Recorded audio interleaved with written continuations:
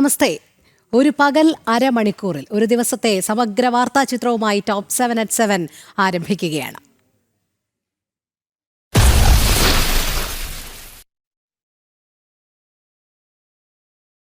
നമ്മൾ സന്നിധാനത്തെ വാർത്തകളിലേക്ക് തന്നെയാണ് ആദ്യം പോകുന്നത്. ശബരിമലയിലെ തിരക്ക് നിയന്ത്രണ വിധേയം. പമ്പയിൽ നിന്നും നിലയ്ക്കലിൽ നിന്നും കർശന നിയന്ത്രണങ്ങളോടെയാണ് ഭക്തരെ കയറ്റിവിടുന്നത്. വരും ദിവസങ്ങളിലും കർശന നിയന്ത്രണങ്ങൾ തുടരാനാണ് സാധ്യത. സന്നിധാനത്ത് നിന്നും അരുൺ കൊടുങ്ങൂർ ചേരുന്നു കൂടുതൽ വിവരങ്ങളുമായി. അരുൺ, തിരക്ക് നിയന്ത്രണ വിധേയം എന്ന് തന്നെയാണ് ഇപ്പോൾ പറയേണ്ടിയിരിക്കുന്നത്. എങ്ങനെയാണ് ശബരിമല ദർശനം നടത്തി ഭക്തർ മടങ്ങിപ്പോകുന്നത്? ഒരു സുഗമമായ തീർത്ഥാടന കാലം തന്നെയാണോ?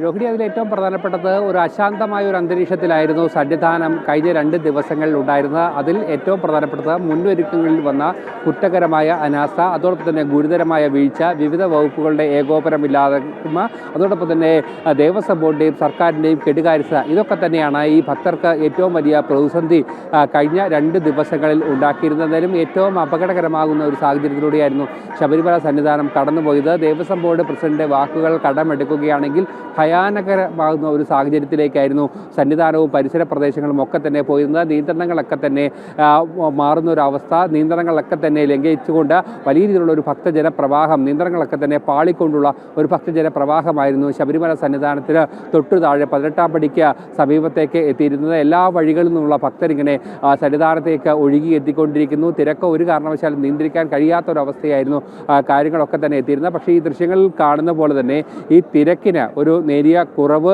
ഉണ്ടായിട്ടുണ്ട്. അതോടൊപ്പം തന്നെ ഈ തിരക്കിൽ വലിയ രീതിയിലുള്ള ഒരു പ്രതിസന്ധി ഇപ്പോഴും നിലനിൽക്കുന്നത് മണിക്കൂറുകൾ വരി നിന്നാൽ മാത്രമേ ശബരീശ്വരനെ ദർശിക്കാൻ ഇപ്പോഴും സാധ്യമാകുകയുള്ളൂ.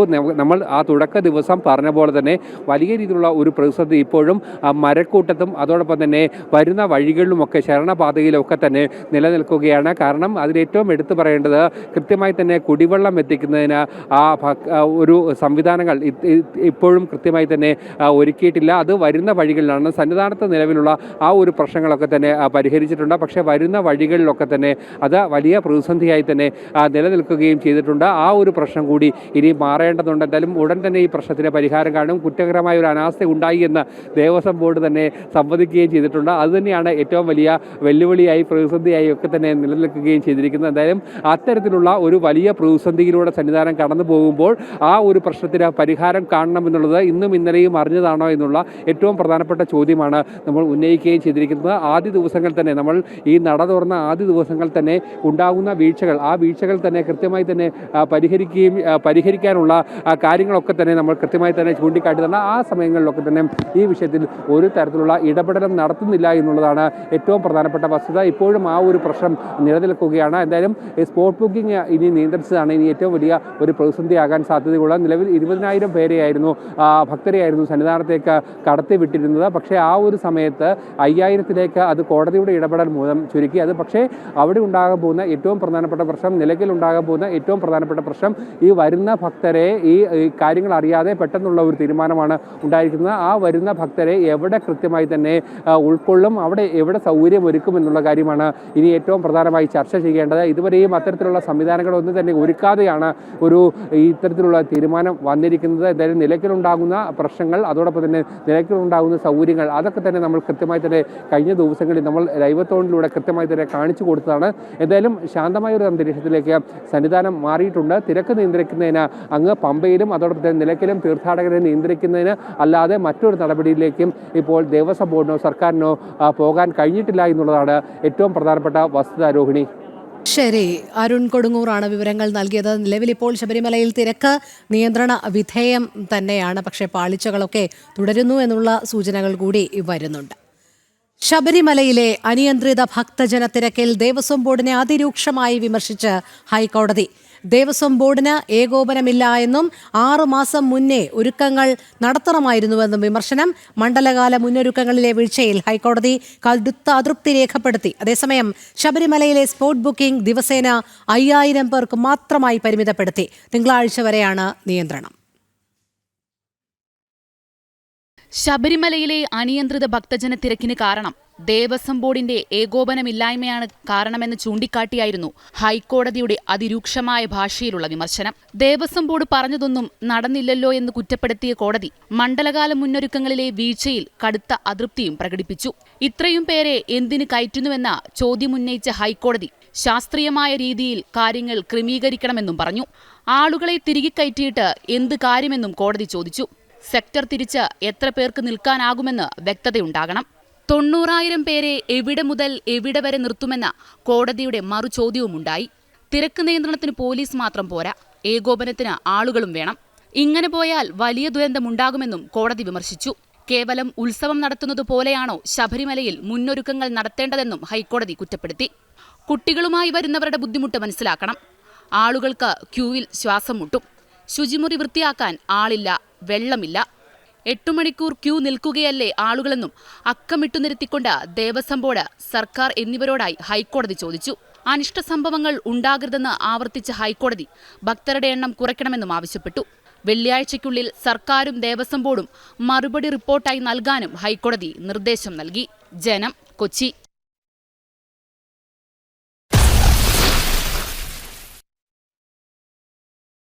ഇനി നമ്മൾ പോകുന്നത് തദ്ദേശ തെരഞ്ഞെടുപ്പുമായി ബന്ധപ്പെട്ട നടപടിക്രമങ്ങളുമായി നേരിട്ട് ബന്ധമുള്ള വാർത്തകളിലേക്കാണ്. BLOമാരുടെ ജോലി തടസ്സപ്പെടുത്തിയാൽ കർശന നടപടിയെടുക്കാൻ നിർദ്ദേശം നൽകി chief electoral officer Rathan U Kelkar. 10 വർഷം വരെ തടവ് കിട്ടാവുന്ന കുറ്റം ചുമത്തും. വ്യാജ വാർത്തകൾക്കെതിരെ കർശന നടപടി സ്വീകരിക്കാനും നിർദ്ദേശം. 97% എന്യൂമറേഷൻ ഫോം വിതരണം പൂർത്തിയായതായും അദ്ദേഹം അറിയിച്ചു. തീവ്ര വോട്ടർ പട്ടിക പരിഷ്കരണവുമായി BLOമാർ മുന്നോട്ടു പോകുമ്പോൾ കൃത്യനിർവഹണത്തിന് തടസ്സമുണ്ടാകുന്നത് അംഗീകരിക്കാൻ കഴിയില്ലെന്ന് ചീഫ് ഇലക്ടറൽ ഓഫീസർ വ്യക്തമാക്കി. കർശന നടപടി സ്വീകരിക്കാൻ കളക്ടർമാർക്ക് നിർദ്ദേശം നൽകിയിട്ടുണ്ട്. പോലീസിന്റെ സഹായവും ഉണ്ടാകണം.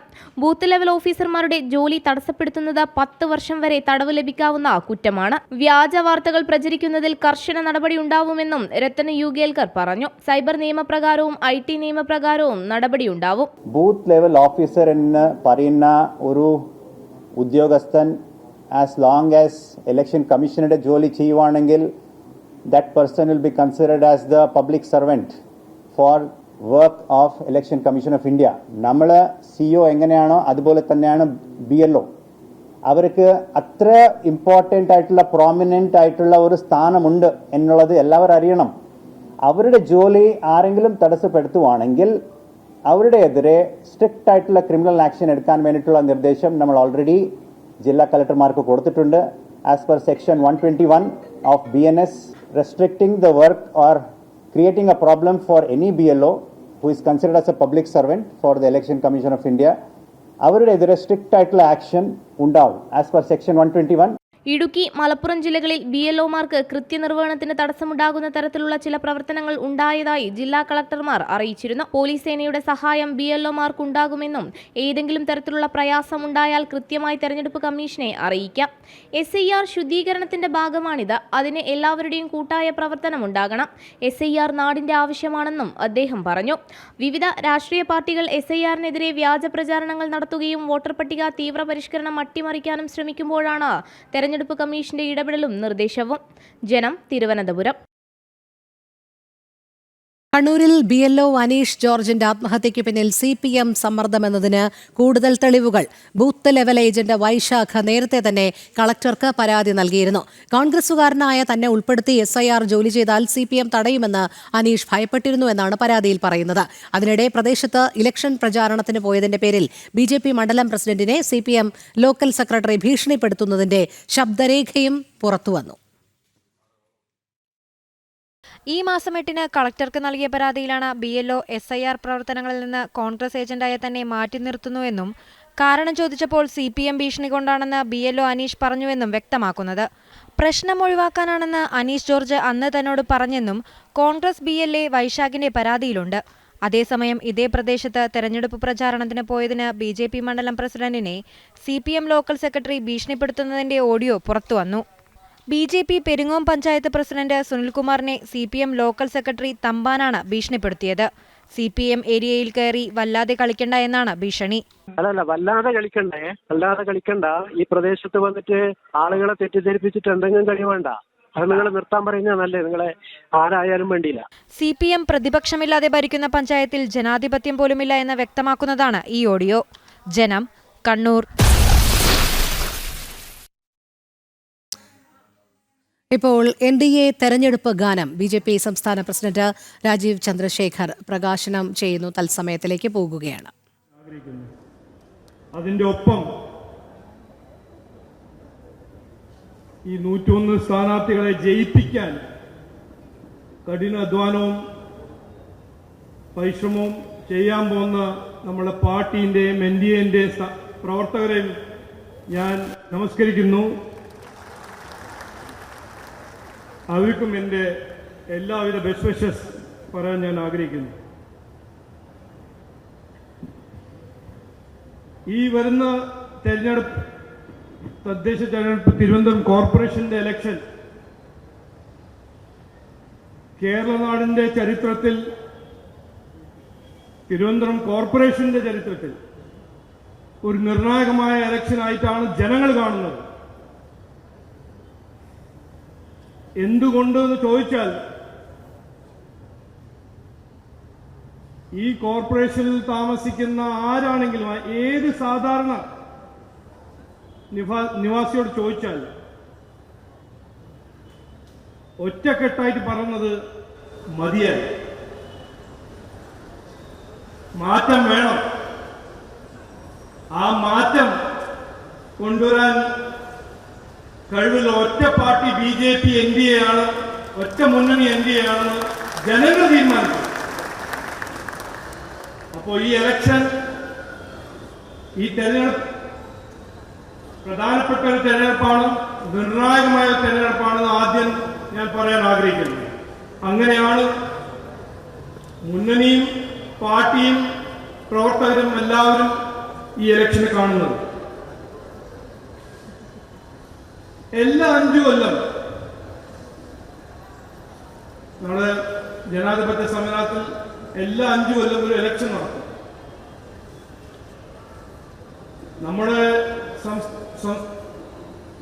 നമ്മുടെ തിരുവനന്തപുരം കോർപ്പറേഷനിലും എല്ലാ 5 കൊല്ലം നടന്നു. നമ്മുടെ നാടിലും എത്രയോ കാലമായി ഇലക്ഷൻ നടക്കുന്നു. CPM വരുന്നു, കോൺഗ്രസ് പോകുന്നു, കോൺഗ്രസ് വരുന്നു, CPM പോകുന്നു. എന്നാൽ ഈ ഇലക്ഷന്റെ എന്താണ് ഏറ്റവും പ്രധാനപ്പെട്ട ഒരു ഇഷ്യൂ? ഈ ഇലക്ഷൻ നടക്കുമ്പോൾ ജനങ്ങൾ എന്ത് നോക്കിയിട്ട്, എന്ത് കണ്ടിട്ട്, എന്ത് മനസ്സിലാക്കിയിട്ടാണ് വോട്ട് കൊടുക്കുന്നത്? അവരുടെ പ്രശ്നങ്ങൾ പരിഹരിക്കാൻ ഒരു പാർട്ടി ഭരിക്കണം. അല്ലെങ്കിൽ അവരുടെ വാർഡിൽ, അവരുടെ പഞ്ചായത്ത്, മുനിസിപ്പാലിറ്റി, കോർപ്പറേഷൻ ഭരിക്കുന്ന ആ പാർട്ടി അവരുടെ പ്രശ്നങ്ങൾ പരിഹരിക്കാൻ അധ്വാനിക്കും, അവരുടെ ജീവിതത്തിൽ വ്യത്യാസം കൊണ്ടുവരും. ഇതെല്ലാം വിചാരിച്ചിട്ടാണ് അവർ വോട്ട് കൊടുക്കുന്നത്. പക്ഷെ ഇവിടെ നടക്കുന്നത് എന്താണ്? ഇതുവരെ നടന്നത് എന്താണ്? 10 കൊല്ലം മുമ്പ് ഇവിടെ ഒരു വാഗ്ദാനം കൊടുത്ത് വോട്ട് നേടിയ പാർട്ടിയാണ് CPM. എല്ലാം ശരിയാവും, അതായത് വാഗ്ദാനം. അന്ന് ഇന്നത്തെ ബഹുമാനപ്പെട്ട മുഖ്യമന്ത്രി പ്രതിപക്ഷ നേതാവായിരുന്നു. എല്ലാം ശരിയാവും, കോൺഗ്രസിന്റെ അഴിമതി ഞങ്ങൾ നിർത്തും, സർക്കാരിൽ മാറ്റം കൊണ്ടുവരും, ഇതെല്ലാം പറഞ്ഞ് എല്ലാം ശരിയാവുമെന്ന് പറഞ്ഞ 10 കൊല്ലം കഴിഞ്ഞിട്ട് ഇന്ന് എന്താണ് ശരിയായത്? തിരുവനന്തപുരം കോർപ്പറേഷനിൽ 10 കൊല്ലം ഭരിച്ച CPMന്റെ, ഞാൻ അങ്ങനെ റിപ്പോർട്ട് കാർഡ് കൊടുക്കാൻ പോകുന്നില്ല, തരാൻ പോകുന്നില്ല. എന്നാലും കുറച്ച് കാര്യങ്ങൾ നമ്മൾ ശ്രദ്ധിക്കണം. 10 കൊല്ലം ഭരിച്ച് എല്ലാം ശരിയാവും എന്ന് പറഞ്ഞ് വോട്ട് നേടിയ ഭരണ സർക്കാരാണ് 10 കൊല്ലം ഭരിച്ചത്. ഇന്നും 5.5 ലക്ഷം വീട്ടിൽ കുടിവെള്ളമില്ല. തലസ്ഥാനമാണത്, നാടിന്റെ തലസ്ഥാനമാണ്. എല്ലാം ശരിയാവും എന്ന് പറഞ്ഞ് വോട്ട് നേടിയ സർക്കാരാണ്. തലസ്ഥാനത്തിന് 5.5 ലക്ഷം വീട്ടിൽ കുടിവെള്ളമില്ല. 204 കോളനികളുണ്ട്. കുടിവെള്ളമില്ല, മാലിന്യം. NDA തെരഞ്ഞെടുപ്പ് ഗാനം BJP സംസ്ഥാന അധ്യക്ഷൻ രാജീവ് ചന്ദ്രശേഖർ പ്രകാശനം ചെയ്തതിനു ശേഷം സംസാരിക്കുന്നതിന്റെ തത്സമയ സംപ്രേഷണമാണ് നമ്മൾ കണ്ടത്. ഡൽഹി സ്ഫോടനത്തിൽ അന്വേഷണം നേരിടുന്ന ഫരീദാബാദ് അൽ ഫലാഹ് യൂണിവേഴ്സിറ്റിയുടെ സാമ്പത്തിക ഇടപാടുകളിൽ അടിമുടി ദുരൂഹത. സർവകലാശാലയ്ക്ക് അംഗീകാരമുണ്ട് എന്ന് തെറ്റിദ്ധരിപ്പിച്ച് കോടികൾ കൈപ്പറ്റി. വിദേശ രാജ്യങ്ങളിൽ നിന്നും ഉൾപ്പെടെ കഴിഞ്ഞ 7 വർഷത്തിനിടെ 415 കോടി രൂപ സമാഹരിച്ചതായും അന്വേഷണ സംഘം കണ്ടെത്തി. ഡൽഹി ചെങ്കോട്ട സ്ഫോടനത്തിൽ ഭീകരരുടെ ക്യാമ്പായിരുന്ന ഫരീദാബാദ് അൽഫല യൂണിവേഴ്സിറ്റിയുടെ പ്രവർത്തനങ്ങൾ NIA, ED തുടങ്ങി വിവിധ ഏജൻസികൾ അന്വേഷിച്ചു വരികയാണ്. യൂണിവേഴ്സിറ്റിയുമായി ബന്ധപ്പെട്ട 25 കേന്ദ്രങ്ങളിൽ വിശദമായ പരിശോധന നടത്തിയ ED അനധികൃത സാമ്പത്തിക ഇടപാടുകളുടെ തെളിവുകൾ കണ്ടെത്തി. 2018 മുതൽ 2025 വരെയുള്ള സാമ്പത്തിക വർഷങ്ങളിൽ സ്ഥാപനത്തിലേക്ക് കോടിക്കണക്കിന് രൂപ ഒഴുകിയെത്തി. വിദേശ രാജ്യങ്ങളിൽ നിന്നുൾപ്പെടെ 415 കോടി രൂപയാണ് സമാഹരിച്ചത്. യൂണിവേഴ്സിറ്റി ട്രസ്റ്റും ചെയർമാൻ ജാവേദ് അഹമ്മദ് സിദ്ദിഖിയും നടത്തിയ ഇടപാടുകളിലും ദുരൂഹതയുണ്ട് എന്ന് കണ്ടെത്തി. സർവകലാശാലയ്ക്ക് അംഗീകാരമുണ്ട് എന്ന് തെറ്റിദ്ധരിപ്പിച്ച് പണം കൈപ്പറ്റിയതിൽ കള്ളപ്പണം വെളുപ്പിക്കൽ നിരോധന നിയമം പ്രഥമദൃഷ്ട്യാ നിലനിൽക്കുമെന്ന് കോടതിയും നിരീക്ഷിച്ചു. കേസിൽ അറസ്റ്റ് ചെയ്ത അൽഫല സ്ഥാപകൻ ജാവേദ് അഹമ്മദ് സിദ്ദിഖിയെ കോടതി 13 ദിവസത്തെ ED കസ്റ്റഡിയിൽ വിട്ടിട്ടുണ്ട്. ഇയാളെ കൂടുതൽ ചോദ്യം ചെയ്തു വരികയാണ്. കൂടാതെ യൂണിവേഴ്സിറ്റി സമാഹരിച്ച പണം ഏത് രീതിയിൽ വിനിയോഗിച്ചുവെന്നും വിശദമായ അന്വേഷണം നടത്തുന്നുണ്ട്. സ്ഫോടനത്തിൽ കൊല്ലപ്പെട്ട ഡോക്ടർ ഉമർ നബിയുടെയും ഫരീദാബാദിൽ അറസ്റ്റിലായ മുസമിലിന്റെയും അൽഫല യൂണിവേഴ്സിറ്റിയിലെ മുറികളിൽ നിന്ന് ഭീകരബന്ധം സംബന്ധിച്ച നിർണായക വിവരങ്ങൾ ലഭിച്ചിരുന്നു. ജനം, ഡൽഹി. സ്കൂളുകളിലും മതപരിവർത്തനം. ഹിന്ദു കുട്ടികളെ മതം മാറ്റാനോ അൽ ഫലാഹ് സ്കൂളുകൾ. മുഹമ്മദ് നബിയെ ഹിന്ദു വിദ്യാർത്ഥി പുകഴ്ത്തുന്ന വീഡിയോ പ്രചരിപ്പിച്ച് മലപ്പുറത്തെ അൽ ഫലാഹ് സ്കൂൾ. മുഹമ്മദിന്റെ പാത പിന്തുടരാൻ ഹിന്ദു വിദ്യാർത്ഥി ആഹ്വാനം ചെയ്യുന്ന ദൃശ്യങ്ങളാണ് പ്രചരിക്കുന്നത്. നബിയെ ഹിന്ദു വിദ്യാർത്ഥി പുകഴ്ത്തുമ്പോൾ മുസ്ലിം വിദ്യാർത്ഥികൾ കൈയടിക്കുന്നതും ദൃശ്യങ്ങളിലുണ്ട്. ജനം ബ്രേക്കിംഗ്. മലപ്പുറം കക്കിടിപ്പുറം അൽ ഫലാഹ് AMM ഇംഗ്ലീഷ് സ്കൂളിലാണ് സംഭവം. സ്കൂളിൽ വെച്ച് സംഘടിപ്പിച്ച നബിദിന പരിപാടിയിലായിരുന്നു വിദ്യാർത്ഥിയുടെ പ്രസംഗം. അറബിയിൽ സംസാരിച്ചു തുടങ്ങുന്ന വിദ്യാർത്ഥി നബിയെക്കുറിച്ചും അറബിയിലും സംസാരിക്കുമ്പോൾ മുസ്ലിം വിദ്യാർത്ഥികൾ കൈയടിച്ച് പ്രോത്സാഹിപ്പിക്കുന്നതും ദൃശ്യങ്ങളിൽ കാണാം. Assalamu alaikum warahmatullahi wabarakatuh. And a very good afternoon to one and all. My name is studying in class 10. Today, as we celebrate this special day, let's talk to our Prophet Muhammad sallallahu alaihi wasallam as a true and trustworthy friend.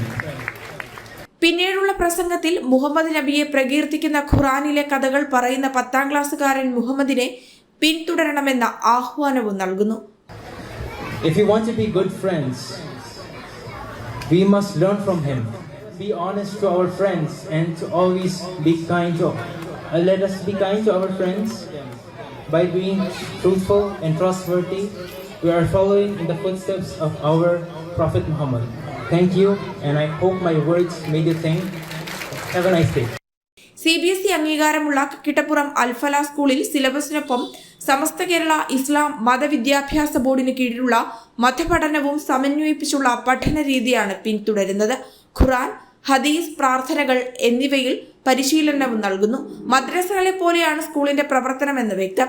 ഇസ്ലാമിക സ്കൂളുകളിൽ പഠിക്കുന്ന ഹിന്ദു വിദ്യാർത്ഥികൾ brain വാഷിന് വിധേയരാകുന്നുവെന്നതിന് വ്യക്തമായ തെളിവ് കൂടിയായി മാറുകയാണ് ഈ സംഭവം. ജനം, തിരുവനന്തപുരം.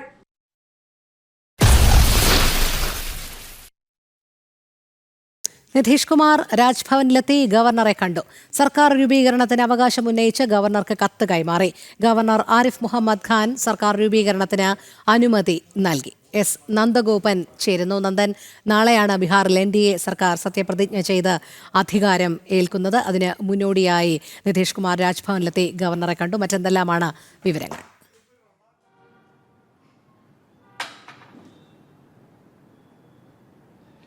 രോഹിണി, ഇന്ന് രാവിലെ ബി.ജെ.പിയുടെ പാർലമെന്ററി പാർട്ടി യോഗം ചേർന്നിരുന്നു. ആ യോഗത്തിൽ സാമ്രാട്ട് ചൗധരിയെ ബി.ജെ.പിയുടെ കക്ഷി നേതാവായി തീരുമാനിക്കുകയുണ്ടായി. അതേ തുടർന്നാണ് NDA യോഗം ചേർന്നത്. NDA യോഗത്തിൽ നിതീഷ് കുമാറിനെ പാർലമെന്ററി പാർട്ടി നേതാവായി തിരഞ്ഞെടുക്കുകയുണ്ടായി, അതായത് കക്ഷി നേതാവായി തിരഞ്ഞെടുക്കുകയുണ്ടായി. തുടർന്നാണ് നിതീഷ് കുമാർ മുഖ്യമന്ത്രിയാകണമെന്നുള്ള അഭിപ്രായം ഈ യോഗത്തിൽ ഉയരുകയും ഇതേ തുടർന്ന് NDA ഒരു കത്ത് നൽകുവാൻ വേണ്ടി തീരുമാനിക്കുകയുമായിരുന്നു. ഇന്നിപ്പോൾ വൈകുന്നേരം ഈ സർക്കാർ രൂപീകരണവുമായി ബന്ധപ്പെട്ട അവകാശവാദം ഉന്നയിച്ചുകൊണ്ടുള്ള കത്ത് നിതീഷ് കുമാർ തന്നെ നേരിട്ട് രാജ്ഭവനിലെത്തി ഗവർണർ ആരിഫ് മുഹമ്മദ് ഖാൻ കൈമാറി. ആരിഫ് മുഹമ്മദ് ഖാൻ സർക്കാർ രൂപീകരണത്തിനുള്ള അനുമതി നൽകുകയും ചെയ്യുകയുണ്ടായി. നാളെ രാവിലെ 11:30-ക്കാണ് പട്നയിലെ ഗാന്ധി പാർക്കിൽ ഈ സത്യപ്രതിജ്ഞാ ചടങ്ങുകൾ നടക്കുക. നിതീഷ് കുമാറിന് പുറമെ സാമ്രാട്ട് ചൗധരിയും ഒപ്പം ഏതാണ്ട് 18ഓളം മന്ത്രിമാരും സത്യപ്രതിജ്ഞ ചെയ്യുമെന്നുള്ള സൂചനകളാണ് ലഭ്യമാകുന്നത്. പ്രധാനമന്ത്രി നരേന്ദ്രമോദിക്ക് പുറമെ കേന്ദ്ര ആഭ്യന്തരമന്ത്രി അമിത്ഷാ, രാജ്നാഥ് സിംഗ് അടക്കമുള്ള മുതിർന്ന കേന്ദ്രമന്ത്രിമാർ, ഒപ്പം തന്നെ BJP അതേപോലെ തന്നെ NDA ഘടകകക്ഷികളൊക്കെ തന്നെ ഭരിക്കുന്ന സംസ്ഥാനങ്ങളിലെ മുഖ്യമന്ത്രിമാർ അടക്കമുള്ള പ്രമുഖരും ഈ ചടങ്ങിൻ്റെ ഭാഗമാകുമെന്നുള്ളതാണ്. ഏതാണ്ട് 2 ലക്ഷത്തോളം ആൾക്കാർ പങ്കെടുക്കുന്ന ചടങ്ങാണ് നാളെ ഈ ഗാന്ധി പാർക്കിൽ നടക്കുക. ഇതിനു മുന്നോടിയായി തന്നെ ഇന്നിപ്പോൾ വൈകുന്നേരം അമിത്ഷയുമായി നിതീഷ് കുമാർ കൂടിക്കാഴ്ച നടത്തുന്നുണ്ട്. BJPക്ക് ഉള്ള മന്ത്രിസഭാ സ്ഥാനങ്ങൾ സംബന്ധിച്ചിട്ടുള്ള വിശദമായ ചർച്ചയായിരിക്കും അതിൽ നടക്കുക. രോഹിണി. ശരി, എസ് നന്ദഗോപനാണ് വിവരങ്ങൾ നൽകിയത്.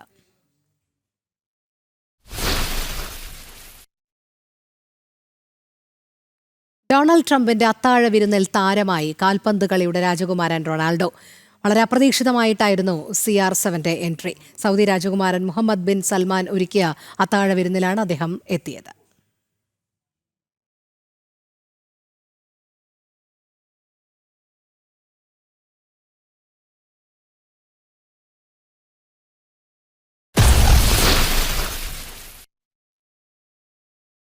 ലോകകപ്പിന് യോഗ്യത നേടുന്ന ഏറ്റവും കുറഞ്ഞ ജനസംഖ്യയുള്ള രാജ്യമായി ചരിത്രം കുറിച്ച ക്യുറസാവോ. കോൺകാക്കഫ് യോഗ്യത റൗണ്ടിൽ ജമൈക്കയ്ക്കെതിരായ അവസാന മത്സരത്തിൽ 0-0 സമനില നേടിയതോടെയാണ് ക്യുറസാവോയുടെ ഈ ചരിത്ര നേട്ടം. തോൽവി അറിയാതെ 12 പോയിന്റുകളോടെ ഗ്രൂപ്പ് ബിയിൽ 1-ാം സ്ഥാനത്തെത്തിയാണ് അവർ ലോകകപ്പ് യോഗ്യത ഉറപ്പിച്ചത്. ഇത് ചരിത്രമാണ്. ഈ ചെറിയ ദ്വീപ് രാജ്യം ലോകകപ്പിൽ ചരിത്രം തിരുത്തിക്കുറിക്കുന്നു. ആനന്ദാശ്രു പൊഴിച്ചുകൊണ്ടാണ് കോൺകാക്കാഫ് യോഗ്യതാ റൗണ്ടിൽ നിന്നും കുറോസോവ ടീം അംഗങ്ങൾ പടിയിറങ്ങിയത്. അതെ, ലോകകപ്പിന് യോഗ്യത നേടുന്ന ഏറ്റവും കുറഞ്ഞ ജനസംഖ്യയുള്ള രാജ്യമായി കുറോസോവോ ചരിത്രം കുറിച്ചിരിക്കുന്നു. വെറും 1,56,000 മാത്രമാണ് ഈ ദ്വീപ് രാജ്യത്തെ ജനസംഖ്യ. 2018 ലോകകപ്പിന് യോഗ്യത നേടിയ ഐസ്ലൻഡിന്റെ റെക്കോർഡാണ് ഇതോടെ കുറോസാവോ മറികടന്നത്. കോൺകാക്കാഫ് യോഗ്യതാ റൗണ്ടിൽ ജമൈക്കയ്ക്കെതിരായ അവസാന മത്സരത്തിൽ 0-0 സമനില നേടിയതോടെയാണ് കുറോസോവോയുടെ ഈ ചരിത്ര നേട്ടം. തോൽവി അറിയാതെ 12 പോയിന്റുകളോടെ ഗ്രൂപ്പ് ബിയിൽ 1-ാം സ്ഥാനത്തെത്തിയാണ് അവർ ലോകകപ്പ് യോഗ്യത ഉറപ്പിച്ചത്. ആഗോള കായിക വേദിയിൽ ഒരു കൊച്ചു രാജ്യത്തിന്റെ മുന്നേറ്റം കാണിക്കുന്ന ഈ ചരിത്രപരമായ യോഗ്യത കരീബിയൻ ഫുട്ബോളിന് ഒരു വലിയ നാഴികക്കല്ല് തന്നെയാണ്. പരിചയസമ്പന്നനായ ഡച്ച് പരിശീലകൻ ഡിക് അഡ്വക്കാറ്റിന്റെ ശിക്ഷണത്തിലാണ് കുറോസാവോയുടെ ഈ ലോകകപ്പ് പ്രവേശം.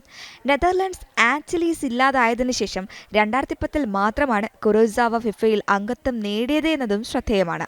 കുറോസാവോയ്ക്ക് പുറമെ കോൺകാക്കാഫിൽ നിന്ന് ഹെയ്തി, പനാമ എന്നീ ടീമുകളും 2026 48 ടീമുകളുടെ ലോകകപ്പിന് യോഗ്യത നേടിയിട്ടുണ്ട്. സ്പോർട്സ് ഡെസ്ക്, ജനം.